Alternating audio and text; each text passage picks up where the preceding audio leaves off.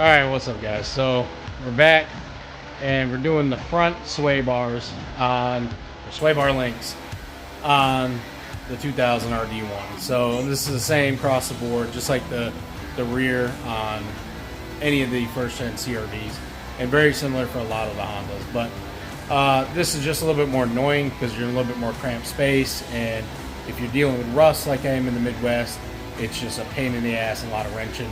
A lot of elbow grease, so just be prepared for that. But basically what you're going to do is jack up your car, get both wheels off because you want the tension just like on the rear. I can't remember if I said that, but you're going to want the tension off the sway bar, off the axles, off the control arms, everything, just as much tension off.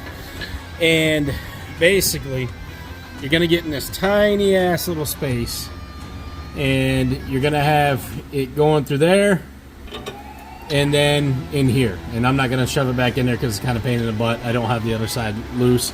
But you're basically going to want to get, like I showed in the rear if you watch my video, a set of vice grips. Well, first you can get a hex head in there. You just want to find the one that fits. I absolutely hate the hex heads for the most part. Most part. They're usually always strip out, always pain in the ass. If you can get in there, if you're down south, it's not so bad. Generally, they don't rust and lock up so bad. But Midwest, probably not going to fucking get that, or anywhere where you got rust. Probably going to end up cutting these off, but getting a cutting wheel in there is really a bitch, actually, on these front. They're very small. So I don't recommend it. You buy your brake line, you buy everything. You can possibly, but it's just not my thing. What you want to do is get a set of vice grips on there. And you can get needle nose, like I said in my other video. I didn't have the needle nose vice grips. I think somebody walked away with them. And yeah, so fitting these in there was a little bit more challenging, but basically I'm trying to do this one hand. You're going to want to grab around there, put some strength, breathe into your balls, fucking really clamp that sucker on there. Obviously a lot more pressure than this. And you're going to want to get in there and basically get your 14mm wrench or socket, whatever you can fit in there you're comfortable with. I can't get an impact in there, and I don't have the nice enough shorter Milwaukee impact. So even then, I don't know if I could get in there with that. But basically, I want to crank on there and get these suckers loose. Spray them with some PB Blaster. They're a lot more of a pain in the ass than the rear, in my opinion. So do yourself a little bit of favor. 14mm nut. You're going to want to get it off. I'll show you over here on the other side, okay? Okay, so to show you what I'm going through, hopefully the camera will pick that up. Basically, you know, I tapped it with a hammer. It's going to be a little tight, so you're going to want to take a wrench, ratchet, whatever you're doing, tap it with a hammer probably to get it moving a little bit. But you see how that's spinning? The whole joint inside the boot. So if you're lucky, you might actually get it to come off with no issues, but not gonna happen for me. You see that whole thing is spinning. So what we're gonna do is come back with the vice grips, and we're gonna angle it. And this is kind of a bitch depending on where you're at in the suspension. The bottom's not so bad, so just slide it right in there. Okay, now you can see I got on there, clamped on there pretty tight. And even then, you might have to still make some adjustments here with getting it on, or you know, getting it tight. So let's see. It's just pain in the ass. Yep, see how it's still spinning? Kind of. We'll start to turn the nut and then just start spinning this whole stud. So that's what you're gonna be dealing with. You just want to get enough pressure on here. Okay, now we got that sucker clamped on there. Let's see if we can get in there. Okay. There we go. I think we may have gotten it. Let's see. There we go. Now, you might have to readjust this. If you see, right there. And already having trouble with it. So, basically, trial and error, guys. Do it a few times. Get it clamped on there. It's gonna, when the more you spin, it's gonna break down the teeth a little bit as far as grip goes. and you're just gonna have to keep adjusting. Okay guys, so hopefully you can see that kind of clear. There you go. You can see just a fine line of rust and clean threads there. And I was a dumbass and clamped it on. Really, it was probably the position. It was just a pain in the ass. I wish I would have clamped up here so it would have stopped against the tie rod. But really, I probably wouldn't be able to get enough force in there just right to clamp it. So it's kind of a bitch to loosen it. And I'm just now getting it where it's actually getting a little bit looser and not spinning. But yeah, this whole thing's a pain in the ass. So it's just because of the cramped space. Really, if you had like the strut fork off, it would be much easier if you're doing other suspension work or mods. But when you're trying to keep everything on right now, it's just a pain in the ass. But just gonna keep going at it. Like I said, you gotta get those vice grips, lock it in there, put a little pressure on it if you're not gonna cut it out. And yeah, that's pretty much it. I'll show you the other side here. Before I move on to the other side, there you go. That's how I clamped onto it right there. So, like I said, pretty simple, just really a pain in the ass because you just don't really have a lot of room. So now we're gonna move on to this side, and pretty much same thing. All right, guys. So if you see, I got the vice grips just smashed on there on the other side over here, and we actually got it now spinning for the moment. So take a look there. It's actually just spinning the nut. So sorry, the lighting is right in there. But yeah, so we're gonna go ahead and get this off. Nothing but a bitch doing this. It's not really that hard. It's just more so a pain in the ass. See, I push that out to the bottom, and then you're gonna wiggle it out. You can lift the strut bar up a little bit. It's right against the damn fork, but again, with one hand, this is just kind of a pain in the ass. But there you go. Wiggle it out just right. You get it out. They sit in like that each way. Really can't mess it up too much. I can tell this one was the original one, or maybe not original, but this was definitely an older one than that side. That side was replaced, but still pretty bad. If you guys are wondering, yes, I know some people are gonna hate me for saying this. These are Moog ones. I know Moog is one of the most hated ones now, and then Mevotech or whatever the fuck the other one is. Just, it can't be because, you know, user error, you know, as far as install. But, you know, the brand's got to suck. It kind of rotates every single one of them, which I think is hilarious, but I'm not going to go into it. However, I know every brand can have mishaps and problems and assembly line issues and everything else the way they're made. It can happen to anyone. But as far as for me, Moog has done great. I've never had issues with any Moog parts on my CRVs. Never failed, nothing. Have I had defect parts from different brands? Yes, generally I handle it without spamming all over online and roasting them generally if they're pretty good. And by the time I get a replacement part, I have no issues with it. You know, but yes, I'm not saying there hasn't been bad parts, but these have been great for me. They've never let me down. And if you want that part number, it is going to be K90667. Sorry, I'm not reading numbers backwards. These are pretty nice. They're pretty hefty. They even have ports to grease them. They come pre-greased, but you can also grease. I mean, you can see pre-grease in there. I find generally these have enough grease put in them. If you over-grease these right off the bat, what I find is you end up blowing your boots out. Really, the grease fittings come in handy after they've been on your car for a while, few months, years, whatever. Every oil change, maybe hit them with a tiny speck of grease. I find usually you don't need to grease them. They seem to be generally fine. So, and again, these are older and they have a good spot where you can put your wrench on there to hold it. The boots say Moog, which is pretty cool in my opinion. They're pretty solid and hefty. I think they'll do just fine for a stock replacement. So I'm gonna go ahead and get it on here.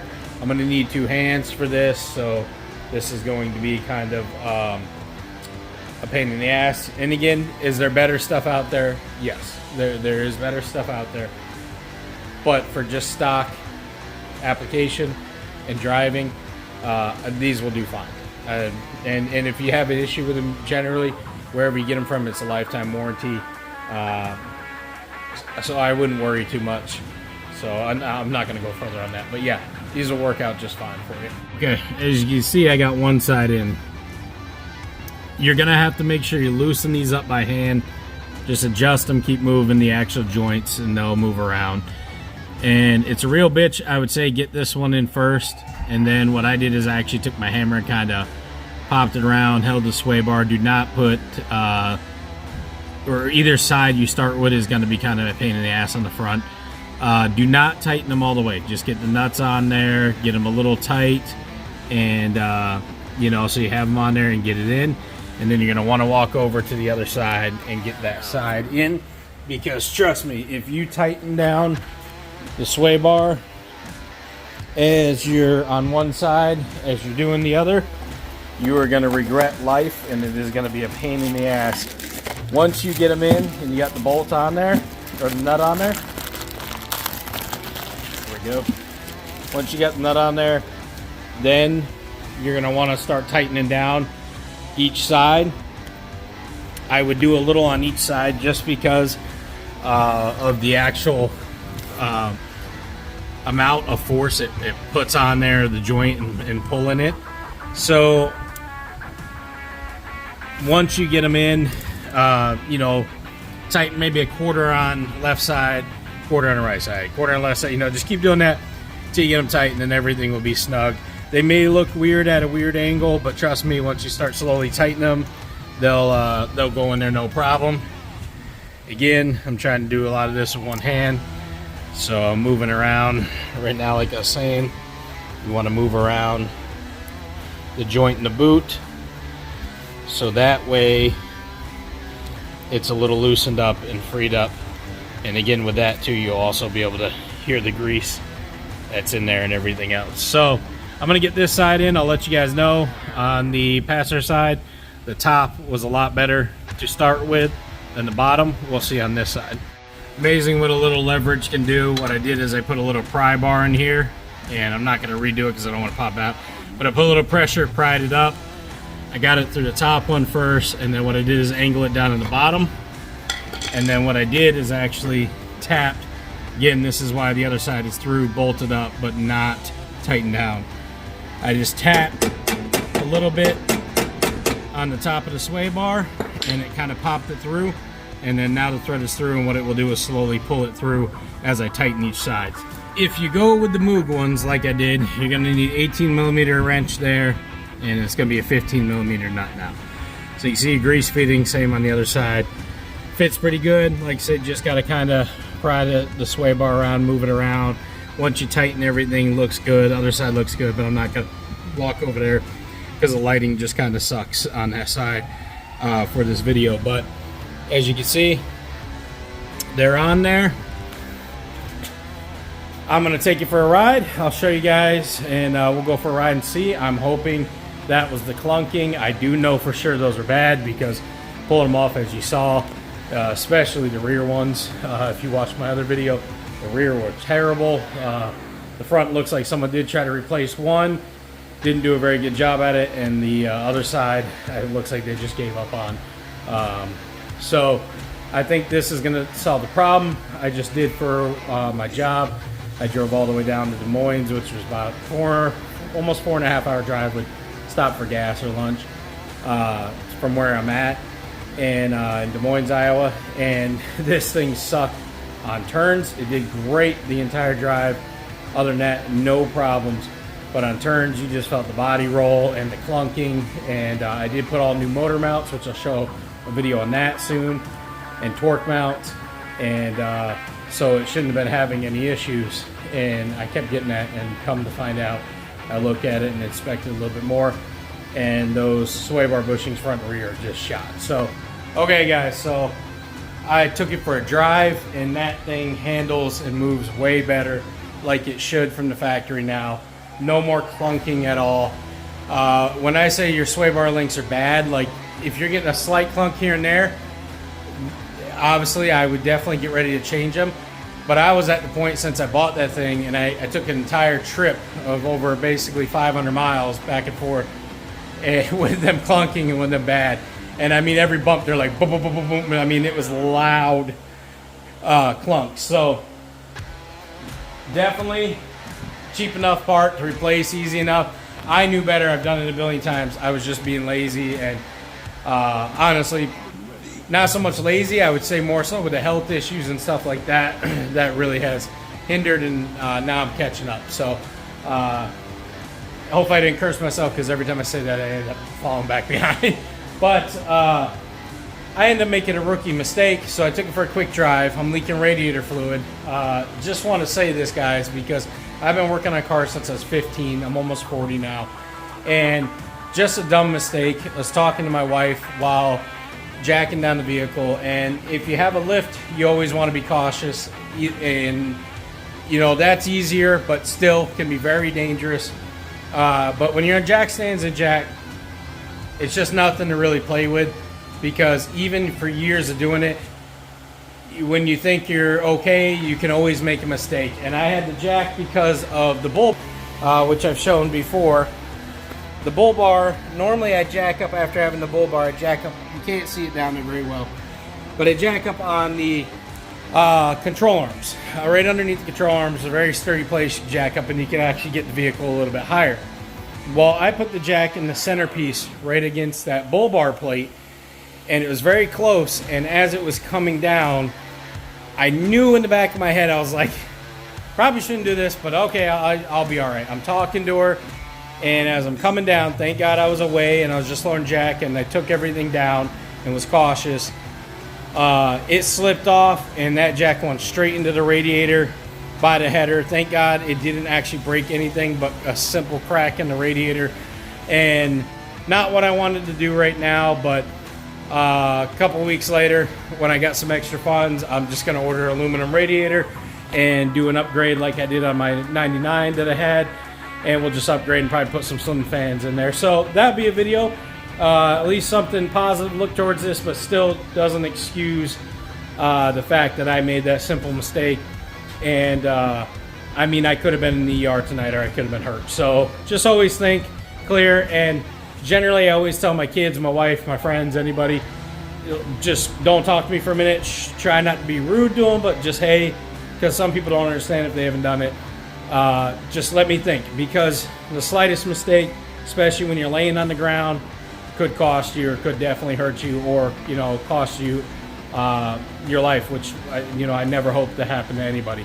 But and the good news, if you're going to do this job, it's simple.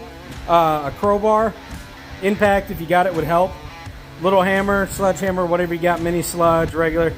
A 15 millimeter wrench, 18 millimeter wrench, and a 14 millimeter wrench. If you go with the Moog ones that I did, pair of vice grips. If you can get the Allen wrench or an Allen key in there, the hole on the stock links is not stripped. 14 millimeter socket, deep well, I would suggest, and a ratchet, whatever size works for you. And I just have my assortment of sockets sitting there, and obviously 19 millimeter to get the lug nuts off if you have OEM lug nuts and wheels. Again, that can vary too. So pretty simple job, guys. That's all the ways it was created, was just 2 end links. And what a huge difference it makes. Rides better, no clunking, it turns better. It just does what it's supposed to now. So I hope that helps you guys. Simple how-to on the front and a little safety lesson there. And again, here's the part number if you want to go with the Moog ones. If you want to go with other ones, I'll let you know. I'll put this part number down in the description and the brand. But if you want to go with a different brand, up to you what you want to find. So hope you have a good one, guys. If you have any questions, leave it in the comments and let me know. All right, have a good one, YouTube.